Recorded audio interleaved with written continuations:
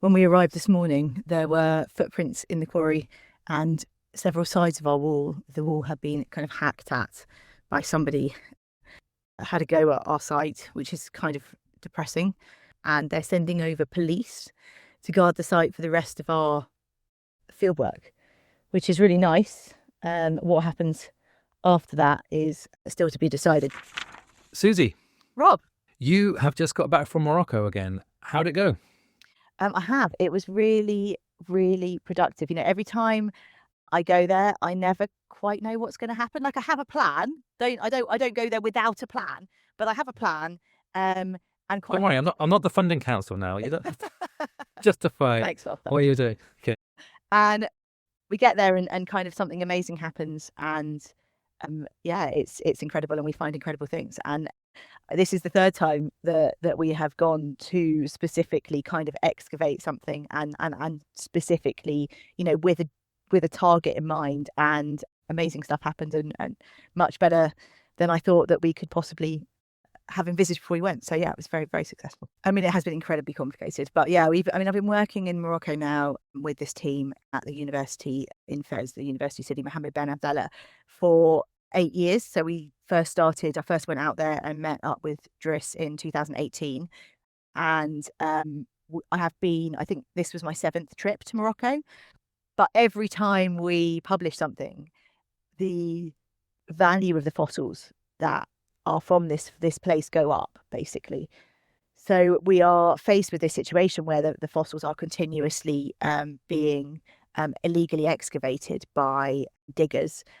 Local people, they are very poor. They're subsistence farmers. There's no jobs there in this area, in the Middle Atlas Mountains. So they are seeing the opportunity to make money. Fair enough. They're selling them to middlemen who then sell them, illegally export them, smuggle them abroad, and then sell them on the international market across Europe and North America. And it's really devastating because, of course, we're losing this material to science, but we're also, this is Morocco's cultural heritage. And it's basically meaning that vertebrate paleontology never really got going in Morocco. There were no vertebrate paleontologists working in universities when we started our work. So we've done a lot of capacity building as well to set up vertebrate paleontology in Morocco as kind of an academic discipline, along with other people who are also kind of, have the same aims. But we've set up a lab now at USMBA. We are training students, and we've set up a collection there. So there were no natural history museums when we started, so there was nowhere to put our fossils. So there's been a whole bunch of challenges. And we've overcome a few of them, like where are we going to get our fossils prepared? Like how are we going to study these things in the country where there's no collection to put them in? And we've managed to overcome some of those things, but we still have this big issue about the fossils getting dug up by illegal collectors and illegal fossil smuggling, effectively. And this is what we really made some major headway with on this trip this year. So in this bonus episode, you're going to bring us right up to that, face to face, like what the realities of field work are, the complications of the legal and political and social situation. We're getting from the rock face, as it were, no pun intended, although obviously now I've walked into a pun. Susie is going to be bringing us that.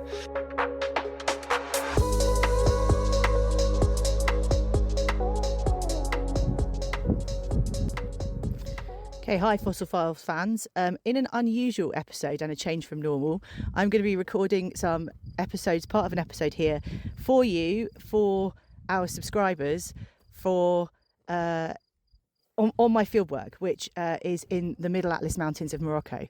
And we are at the site where, or in the area where we excavated the dinosaur Spicomellus in 2023, which we described earlier this year. And if you haven't listened to that episode about Rob and I talking about Spicomellus, then you can do so. But we're back here 3 years later to do some more field work and to do some more excavation.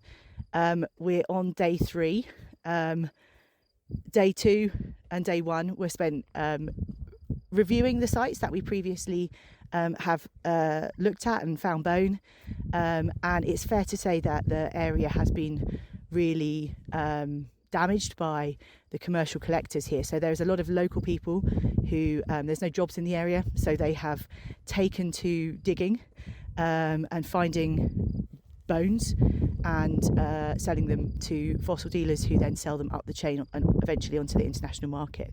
And this is really sad because it represents a huge loss for both science and Morocco's paleontological heritage.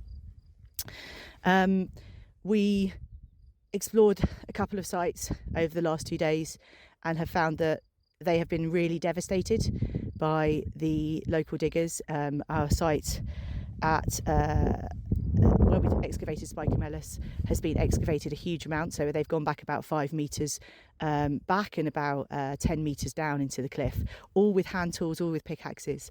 And I think anything remaining that we didn't manage to excavate in the short time that we were here has now completely gone. So it's really depressing. I was pretty depressed after the first day. But on the second day, we found a guy digging in a hole. He's digging with just a pick and a shovel and just pulling out fragments of bone. And we got talking to him. He took us back to his house. He gave us some tea and some bread and honey and olive oil and stuff, and told us all about how it works here with the local diggers. There's about 10 of them, and they haven't got any other jobs, so it's difficult for them to be here.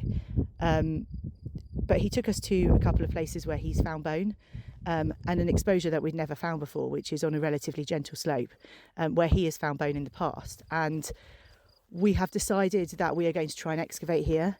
And so today we're bringing in a digger, and we're at the site right now, and we're just waiting for the digger to make it round the corner to us. So the team that we have here, it's an ongoing joint UK-Morocco team, and I've been working here since 2018 with the team, and we're on the plane and it's a bit windy here today. It's actually really cold, so apologies if you're getting some wind noise in this recording, which I'm making on my phone. But the team that we have here are from the Moroccan side. We have Driss Orhash and Khadija Boumir, who are both professors or emeritus professors now at the University in Fez.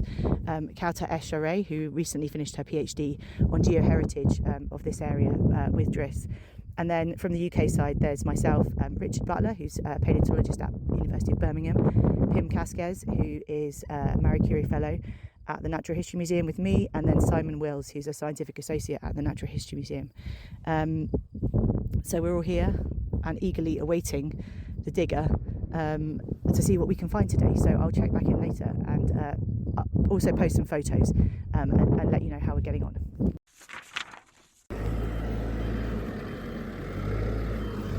Okay, so the digger has arrived.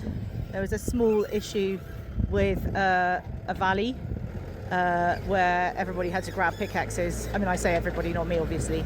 I watched and got rid of some large rocks that the digger was stuck on. But it has arrived. It's now lunchtime. We've had some lunch because obviously, you know, food is important.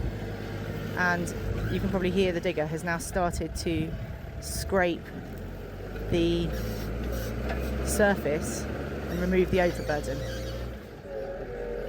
And we're removing currently some of the material that the digger who we met yesterday has found at first. Where? Hiya. So we have to be really careful that we are not scraping too low.